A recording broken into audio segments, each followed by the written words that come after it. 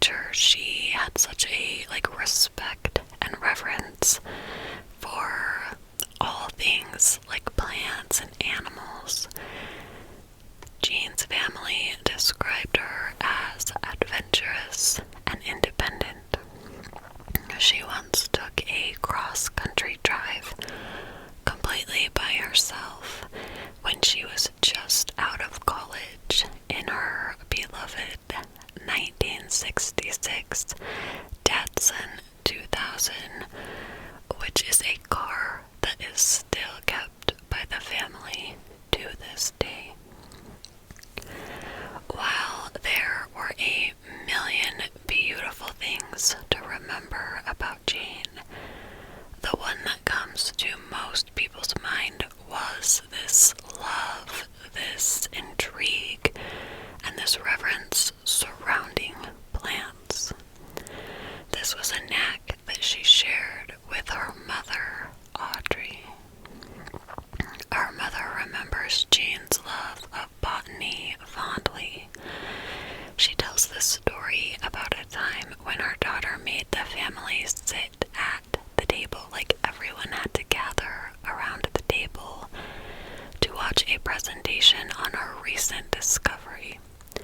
She remembers the slides tracking progressive growth of the bean plant being all over their house. In 1986, Jane was working at Brookside Gardens, a prominent botanical garden in Montgomery County, Maryland, as she pursued her master's degree in botany at University of Maryland's College Park campus. She was living in Clarksburg, Maryland, which is a suburb of Washington, D.C. Over the previous 3 years, Jane had been studying a summer vine known as hog peanut. She was fascinated with the phenomenon of how these plants, the leaves, turn toward the sun. She was gathering the last data she needed for her thesis, and she was expecting to have her degree within the next couple of months. Her studies took her to Blackbird State Forest many times over the years as she would conduct experiments and research this plant. She could spend hours on her equipment as she connected electrical monitoring equipment to the leaves. The leaves on this floral structure would then pivot toward the sun, and the monitoring equipment would measure this movement. On September 19th, 1986, she drove a blue and white Chevrolet Blazer loaded with all of her research equipment to the home of a friend. She slept there that night, and then early the next morning, she headed for Blackbird State Forest. Jane arrived around 7 a.m. and parked along an access road just south of the Blackbird Forest Road.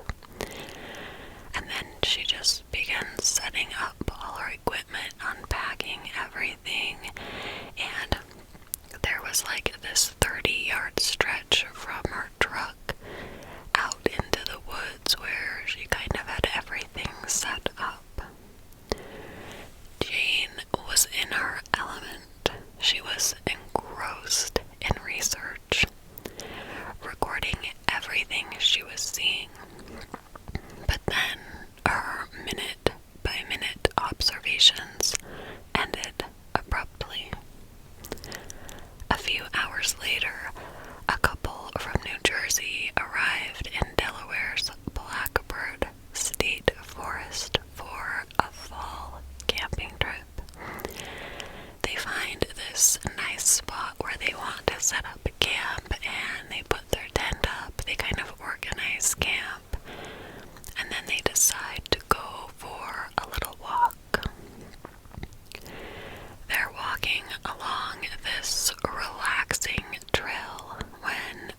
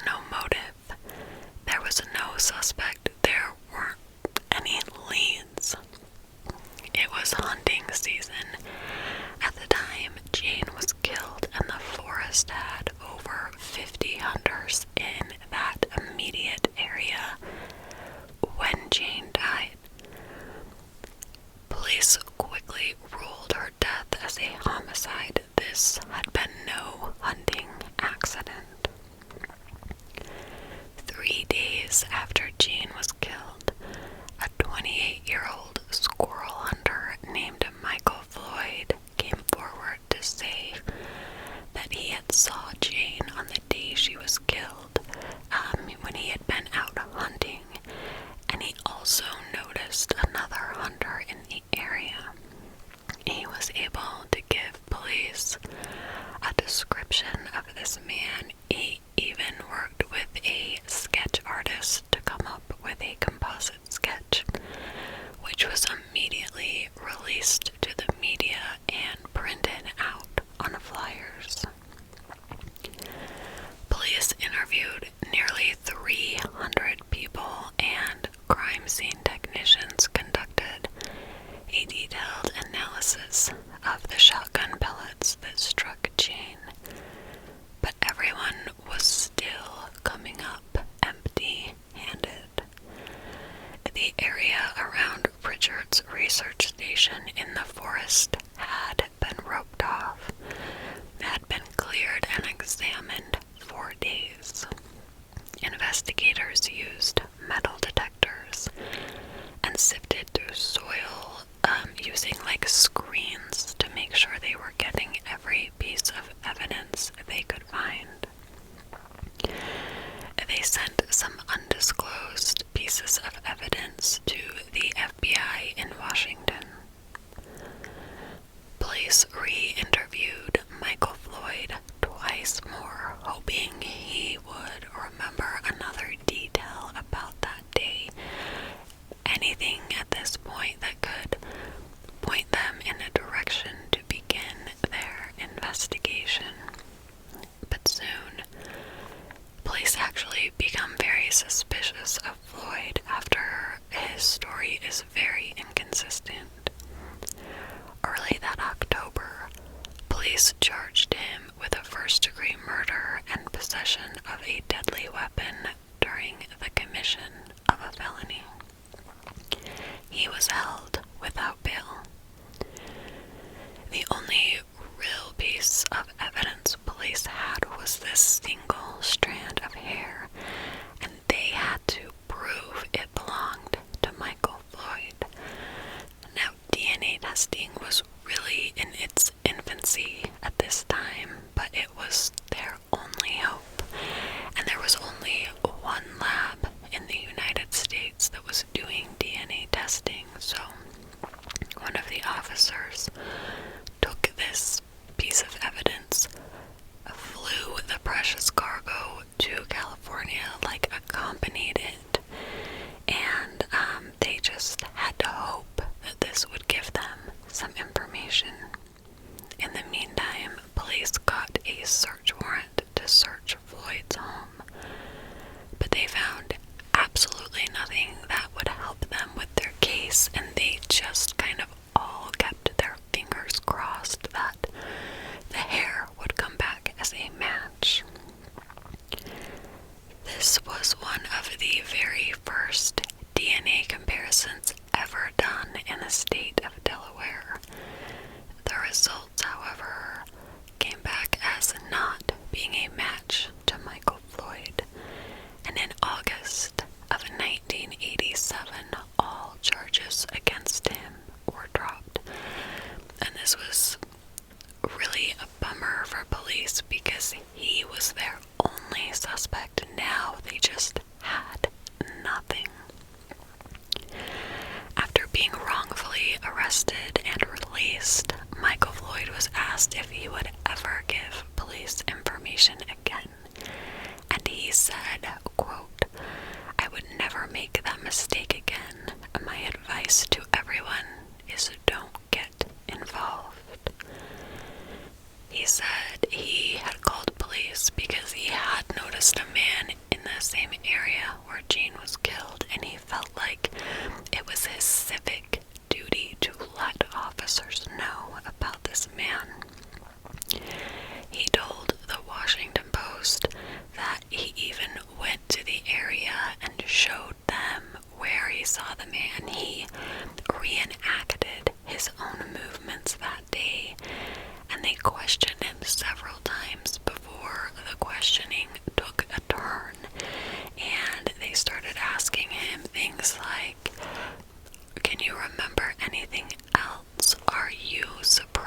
something maybe that you don't want to remember.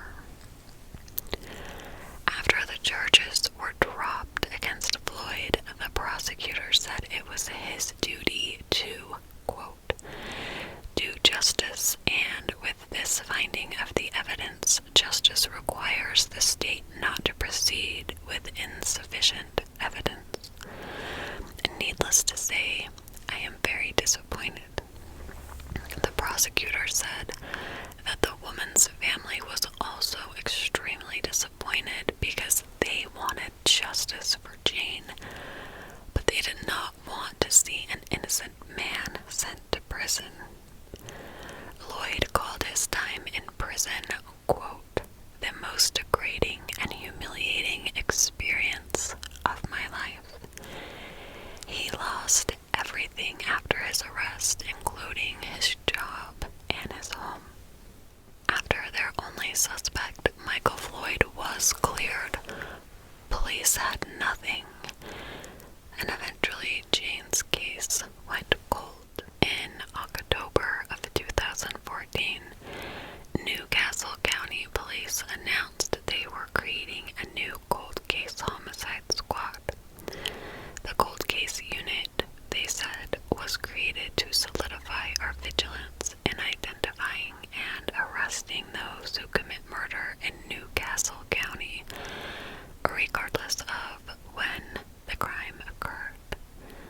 A seasoned investigator with a fresh set of eyes and the use of modern technology may be able to help solve some of these heinous cold crimes and bring some closure for some of the families, the chief of police said.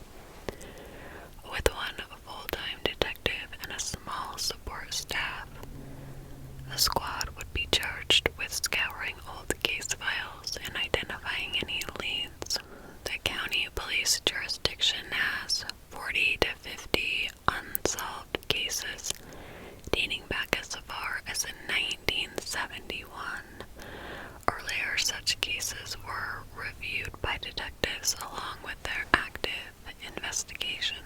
The first case this cold case squad was assigned was Jane's case, and they said they were very lucky in Jane's case because the only piece of evidence in the case was that hair, which meant they had DNA.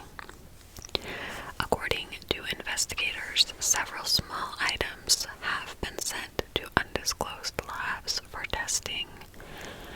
However, as for now, in January of 2021, they have not released any new information, and Jane's case remains unsolved. After Jane's death, a plaque was placed in her honor at the Botanical Gardens where she worked, and her professor ended up finishing her thesis for her master's degree. The Newcastle County Police Department has re-released the drawing of the hunter, said to have been seen near the 28-year-old homicide victim shortly before she was fatally shot in Blackbird State Forest on September 20th, 1986.